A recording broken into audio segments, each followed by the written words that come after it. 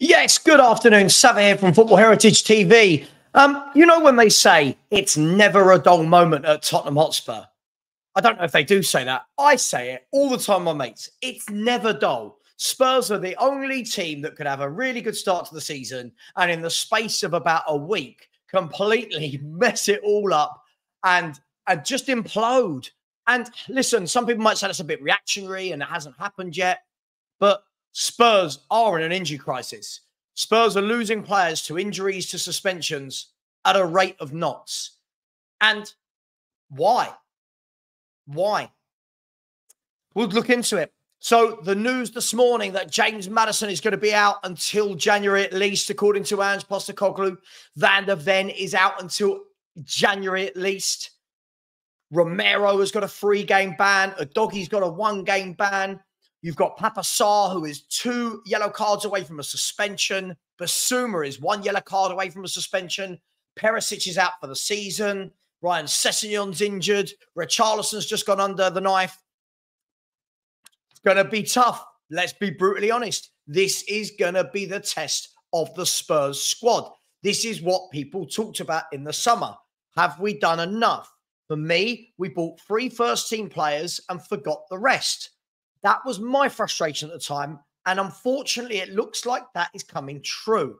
We didn't buy another forward player. We bought a kid in Valise. We didn't buy any more creativity. We just bought Maddison and then bought 3 wingers. We didn't buy another centre-half other than an 18-year-old kid in Phillips. Now, Spurs made their bed. We have to lie in it. This is what we decided that was good enough to go into the season with. Now, this is a big test. I never once, as you all know, I think anyone watching me know, I didn't expect Spurs to be in a title challenge. I still don't. I don't think we're going to win it. I don't think we're in a title challenge. I think we're miles away from it. But what I did say at the beginning of the season, getting into Europe would be a very good season. Champions League would be a phenomenal season, but getting back into Europe would be a good season. And I stand by that. Now, that is very much within our grasps, as is top 4. But we've now got us a period of 9 games between now and the end of the year. So before our first game in January, we've got 9 games with no Van der Ven, no Maddison, and Romero is missing 3 of those games as well. Basuma could potentially miss 1, and Udogie is missing 1. What are we made of? Now, look, here is what was said. I'm going to share this with you. So this is what Postecoglou has said today. He has said, you don't get a lot of time to enjoy the moment. Winning manager of the month he was talking about. It's fair to say there was a fair bit that happened after Monday night. Mickey, as in Van der Ven, has a hamstring injury, which we knew was fairly significant. It'll be a couple of months for him looking into the new year. Madders is a lot worse than we thought. Next day, after Monday, it wasn't great. We sent him for a scan and probably we're looking into the new year as well. Now, he's talked about Richarlison's operation as well. But then the bottom bit, he has said Pedro Porro is fine and available. So there you go. There's one of our back 4. And Ben Davies is available as well. Now, this is interesting because this now puts a spanner in the works. Not necessarily in a bad way, but maybe in a bad way. I think most of us assumed that Ben Davies was out injured and Ashley Phillips will come straight into the team. My question to you now is, do you think that's going to happen? Do you think he's going to go with a tried and tested with Davies and Dyer at centre-half, or maybe Dyer and Royale at centre-half with Davies at left-back?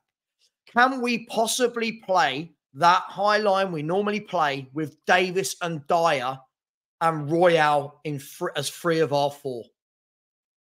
That's a big ask for me. Or would you put Ashley Phillips in? This is going to be really, really interesting to see.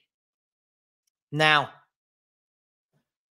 we talked about, can the squad cope? We talked about how Ange is different and he's going to elevate all these people. However, the excuse after going out to Fulham from the fans was, well, he's now found out that the squad players aren't good enough. Now half that squad needs to play. Tomorrow, 4, maybe 5 of those will need to play. Lo Celso maybe. As we said, Royale, Dyer, Davies, maybe Ashley Phillips. If Basuma gets suspended in this game, then the game against Villa, you're looking at Skip coming in, or Højbjerg. So the squad is really going to be tested. For me, this makes the next 9 games very, very difficult indeed. They weren't easy to start with. But what we've got to make sure as a club is that we don't collapse. The loss to Chelsea is fine on its own. You lose games. Teams lose games. But we can't follow up with a defeat to Wolves, a defeat to Villa, a defeat to City, because that's when it starts to tail away. So Spurs, for me, need to dig deep. We need to dig in hard here and get something from Wolves and Villa, because I can't see anything from City, if I'm honest. I think that's going to be a game where our goal difference takes a hammering. But Wolves and Villa, this is where the character has to show. This is where Postecoglou needs to get it into them. This is where these players need to stand up and be counted and show if they're good enough. Personally, I don't think they are all good enough. I think we're now looking at a back four, which is very similar to what we had last year, but without Romero. Very worrying times. But this is where you've got to stand up and be counted as footballers.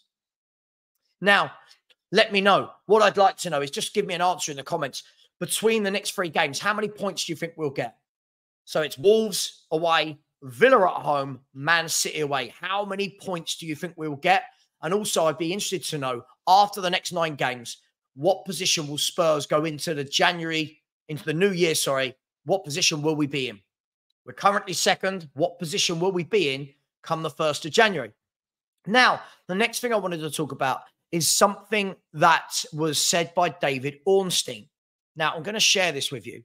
Yeah, and David Ornstein, I knew this would happen. The comments that I wanted, where have they gone? David Ornstein. Right, here we go. So David Ornstein has said this yesterday. This is talking about the January transfer window. He said, as far as I know, there isn't much money at all for this winter. So I'm going to stop myself there and say, why?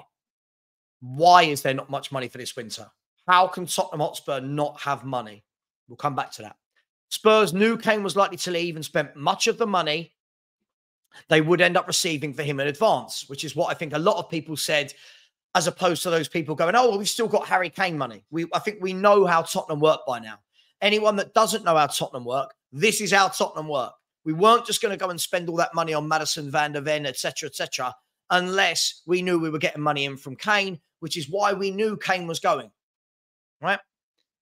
So we knew he was going to leave. So all these people going, oh, it wasn't planned for him to leave. We knew he was going to leave. So they will need to be creative, and I'm sure they have their targets. Whether they arrive in January, the summer, or at all, let's see.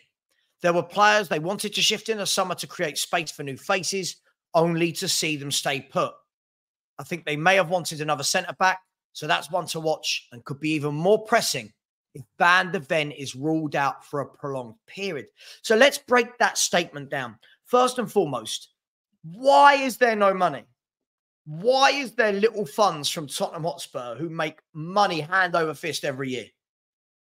Why is there not a want? Why is there not a drive for the club to go, do you know what? Yeah, we've got a good manager in who plays a good style. We can see the start we've had. Yeah, let's inject some cash. Why isn't that need? Now, I'm going to answer why there isn't that need, because this isn't what Daniel Levy and the board do. Now, I'm not having a dig here, but this is what the club have done for years, and this is what we're going to continue to do. So all the people that go, Ange is different, Ange will be back. This is not what Tottenham do. So we're going to have to be very clever, as David Ornstein says, loans, frees.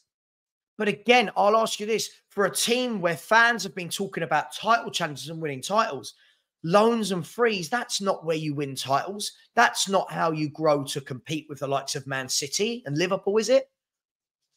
So for me, some worrying words there from David Ornstein. It remains to be seen if it will be true. We don't know. But what we can say is that statement from David Ornstein fits in perfectly with how the club is run. Now, I get loads of fans that have just joined this year because of Ange, and that's great. I think it's great that Spurs are growing their fan base. But when they say things to me like, oh, you just don't know Ange. No, mate. You don't know our owners, if that's the thing. You don't know Levy. You don't know Enoch, if that's what you think.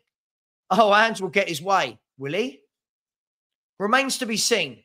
But look, worrying times there. Worrying things that David Ornstein's saying when people are saying we'll go and get 3 players in January that help us compete. We've got our answer. There's no money.